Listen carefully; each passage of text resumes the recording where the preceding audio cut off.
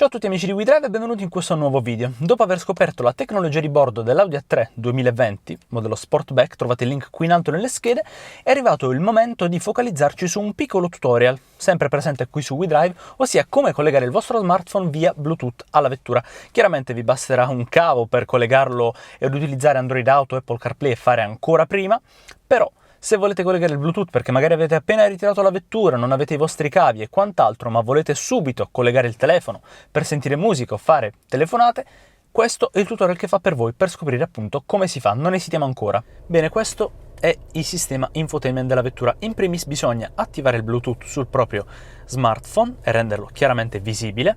Andiamo sul telefono ad esempio, collega telefono cellulare, nuovo collegamento.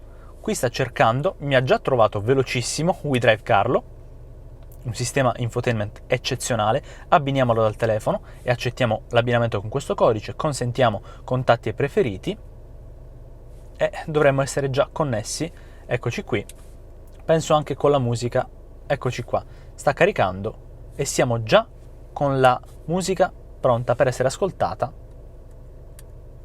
dal mio smartphone. Beh, devo dire una procedura molto semplice. Ora non mi resta che chiedervi di lasciarmi un like se questo video vi è piaciuto, vi è stato utile, fatemelo sapere anche qui sotto nei commenti. Trovate tutta l'intera playlist riguardo alla nuova Audi A3 Sportback 2020 qui in alto nelle schede, oltre compreso ovviamente il test drive.